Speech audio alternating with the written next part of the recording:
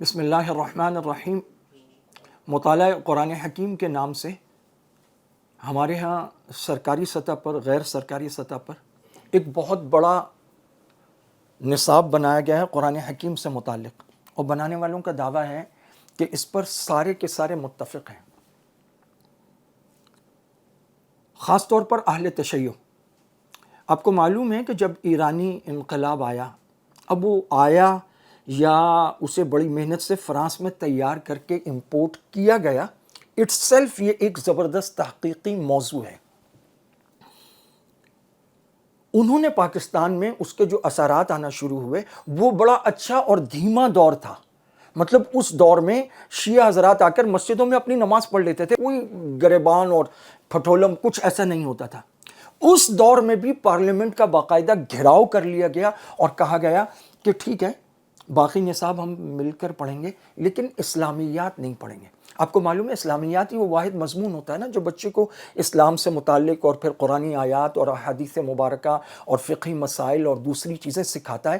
مطلب وہ بنیادی ترین چیز، نعرہ تو آپ لگا رہے ہیں لا شرقیہ ولا غربیہ، نہ مشرق نہ مغرب، اور کوئی شیعہ سنی نہیں ہے اور ہم سب بھائی ہیں اور ہم سب ایک ہیں، لیکن ایرانی انقلاب جو ہمارے پڑوس میں آیا، اس کے جو اولین اثرات آئے ان میں سے ایک پارلیمنٹ کا گھیراؤ کیا گیا۔ اس طاقت قوت شدت سے کیا گیا کہ جنرل ضیاء الحق کے دور میں، ایک فوجی حکومت کے دور میں، انہیں مجبور کر دیا گیا اس بات پر کہ شیعہ کی اسلامیات الگ ہوگی، اور وہ اسلامیات منظور ہوئی۔ اور یہ تو آپ میں سے ہر ایک جانتا ہے، جب آپ اسلامیات لینے جاتے ہیں تو اس پر لکھا ہوتا ہے سنی مسلمانوں غالباً یا سنی بچوں کے لیے، اور شیعہ مسلمانوں یا ایسا کچھ لکھا ہوتا ہے۔ تو آپ تو اسلامیات پر متفق ہی نہیں، آپ نے بزور طاقت بزور بازو اسے منوایا، الگ کیا۔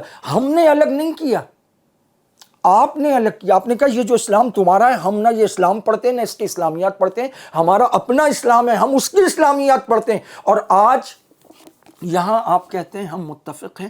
قرآن سارا تو آپ صلی اللہ علیہ وسلم اور اس قرآن کریم سے آیا ہے۔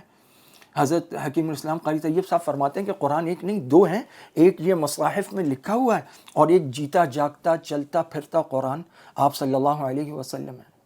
جو قرآن میں قال ہے وہ نبی میں حال ہے، جو وہاں وربل ہے وہ نبی میں پریکٹیکل ہے۔ تو آپ ایک طرف کہتے ہیں کہ یہ نعوذ باللہ حضرت علی پر اترنا تھا، اور حضور کے بعد 12 امام جن پر وحی آتی ہے وہ مانتے ہیں، اپنی اسلامیات آپ نے خود الگ کرائی ہے۔ تو آج ایسا کیا ہوا ہے کہ دی علم فاؤنڈیشن 54 لاکھ کتابیں تقسیم کرتی ہے، جے ڈی سی کا ظفر عباس وہ اس کے لیے سٹال لگاتا ہے، موبائل سے ویڈیو بنا کے لوگوں کے ویوز لیتا ہے۔ دی علم فاؤنڈیشن کے پیج سے جو پیج لائک کیے جاتے ہیں ان میں سے ایک جے ڈی سی کا پیج ہوتا ہے، اور جب اس پہ بات اٹھتی ہے تو پھر وہ واپس ہو جاتا ہے۔ آپ ان سب کو لاتے ہیں اور ان کی کتابوں کے حوالے بخاری اور مسلم کے ساتھ ملا کر مستدرک الوسائل اور بحار الانوار یہ سارے آپ حوالے دیتے ہیں۔ جب اس پر آواز اٹھتی ہے آپ کہتے ہیں کوئی مسئلہ نہیں، ہم حوالے واپس کر لیں گے۔ حوالے آپ نکال لیں گے لیکن ان کتابوں سے آئی ہوئی یہ ساری باتیں یہاں پر موجود رہیں گی۔ آپ کیا چاہ رہے ہیں؟ یہ وہ کون سی کھچڑی ہے کہ جس پہ آپ کو بھی نہیں پتا کیا ڈالنا ہے کیا نکالنا ہے؟ ہمیں ایسا لگتا ہے اصل مسئلہ یہ نہیں ہے۔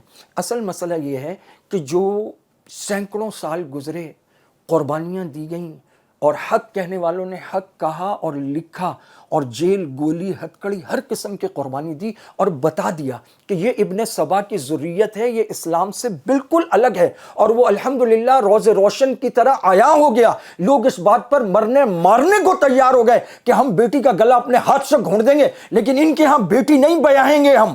یہ غیرت لوگوں میں آ گئی۔ اب کم از کم اتنا ہو جائے کہ ہم ان کے ساتھ دوبارہ متفق ہو کر کھڑے ہو جائیں، اور ایک اگلی نسل آئے وہ کہے قرآن ایک تھا ہمارا متفق تھا، وہ حدیث متفق تھی، وہ پورا ایک نصاب تھا، تو ہم تو ان کے ساتھ بیٹھ کے قرآن پڑھ، جو قرآن پہ متفق ہے اور جو حدیث پہ متفق ہے، جو وہ ہم سے الگ کیسے ہے؟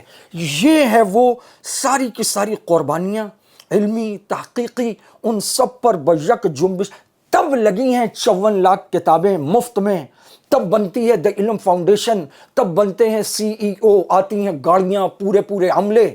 آدمی چاہیے ہوتے ہیں نا، آپ سرکاری ادارے میں جاتے ہیں، وہاں سے منظور کراتے ہیں، کبھی اس کو ملنا، کب پورے نظام ہیں، لاکھوں کروڑوں نہیں اربوں روپے۔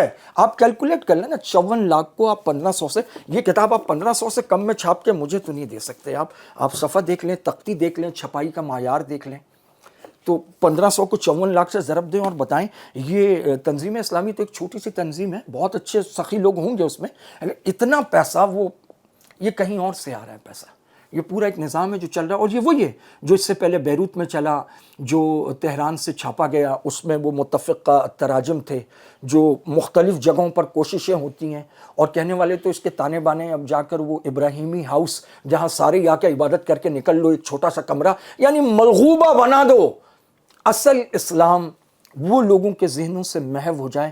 یہ پوری ایک بدترین سازش ہے. آپ اسے کل سمجھیں گے, آج آپ کا بچہ اللہ نہ کرے عقیدے کی موت مر جائے گا. آج ہوش میں آ جائیں, اپنی نسلوں کا ایمان بچا لیں.